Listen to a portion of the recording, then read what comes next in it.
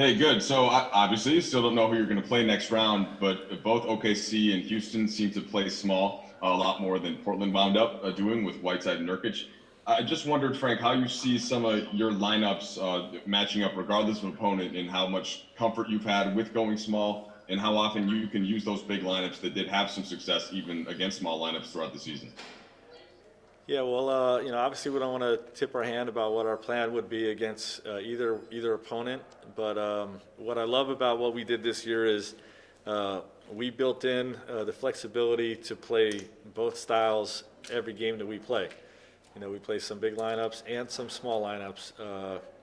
As part of our normal rotation, part of what we do. So if we were to go small for higher volumes, it's still within who the Lakers are this season. So, we're prepared to do both, to be flexible and counter any attack that we see.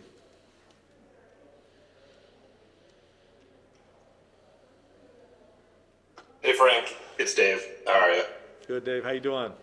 I'm doing well. I know we asked about this after the last game, and so maybe it hasn't quite happened yet, but have you been around any of the players since they've seen family members and friends that came into the bubble? And could you give any sense of how that's changed their demeanor, or did you share any conversations with any of the guys about the time they spent with those people? Yeah, well, some of the family members I believe, are not coming in for a couple more days, but some of them are here today and getting out of quarantine, I believe, today. But I don't believe that, and Ali, you can correct me if I'm wrong, I don't believe any of our players have seen them until probably right now as we're speaking after practice. But, I think they're mostly coming in today and then they quarantine. So. Okay. So we're not there yet. Dave. Some are being out today, Oh, out of quarantine today. Good. Alice Lewa? Hey, Coach.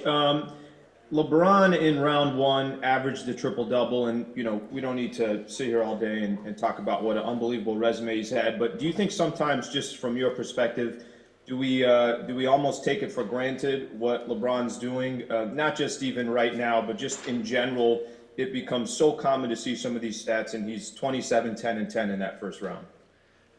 Well, I think it's probably, I think the media and maybe the fans are taking it for granted. We don't take it for granted in-house here.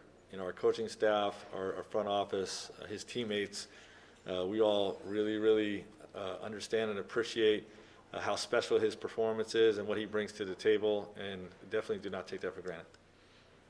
Allie? You want this, Kalgun? Talking about the lineups and the flexibility you have, obviously, if you have to change the lineups to match up some of, obviously the Rockets are a super small team. Some guys are going to have to make sacrifices and see fewer minutes, or perhaps, I don't know, maybe not have their starting role. Is it easier in the playoffs when there's so much on the line to explain that to a guy, or is it harder when it's like, this game really matters, but we can't have you play the same role that you played most of the year? Yeah, I think it's probably, if it's a single game throughout the regular season, those are fairly easy conversations. A lineup change that is going to stick in the regular season is harder.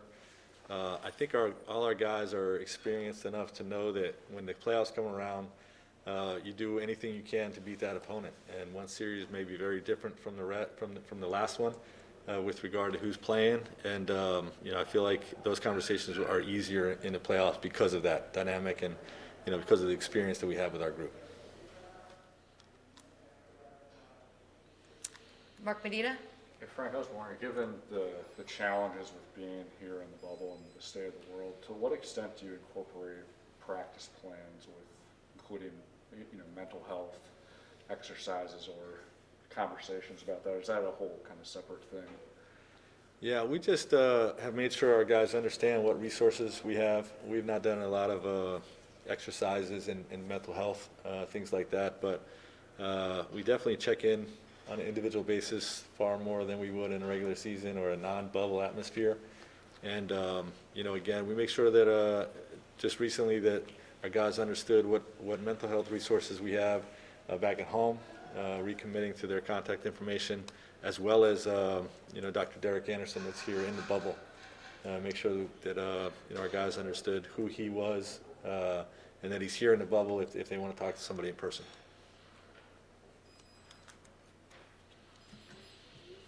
Tanisha, do you have anybody on your end? Yes, I have a couple more on my end. We'll go, Andy Kamenetsky. Hey, Frank. Kyle and Alex, this was their first go with the playoffs, and KCP entered relatively inexperienced. What did you see from those guys in terms of adjusting to this whole thing, adjusting to the same opponent over and over, being scouted against that way, that sort of thing?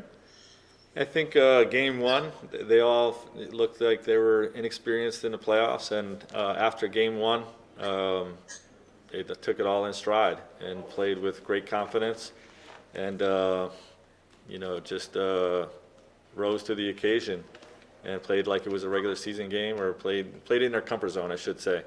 But I think the first game there was probably a little bit of jitters.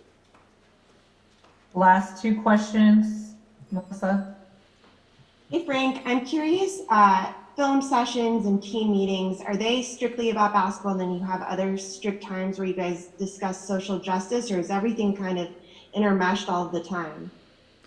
We'll have portions before film sessions where if we need to address non-basketball issues, we'll talk about them, and on occasion it'll take the place of the film session.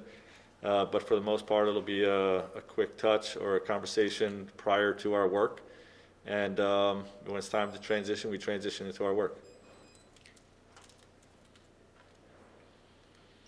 Hey, Frank, I was just wondering if Rondo was able to practice today, and if so, how he looked, or if you have any general update on his status. Yeah, he did practice today. Did look good. And I don't think we'll have to list the injury report until we get an actual game scheduled. But he looked good today. We're hopeful to have him in this series. All good here, Allie. We have last one with Kyle Goon. I was going to ask about Rondo, Oh, but days off are so few and far between here. I mean, what was your favorite thing you did yesterday? Or are you already in film? Ooh, that's a long way to go back and remember yesterday. I know that feeling. I drank my coffee at my own pace in the morning and didn't rush into my work and things like that. And we had a pizza party last night, which I'm not getting enough pizza in my life, in this bubble. I usually at least once a week, and I'm a little bit at a deficit for my pizza eating. So we had a pizza party last night, and that was probably the best thing. What's the Frank Vogel pizza order? Cheese or pepperoni, simple.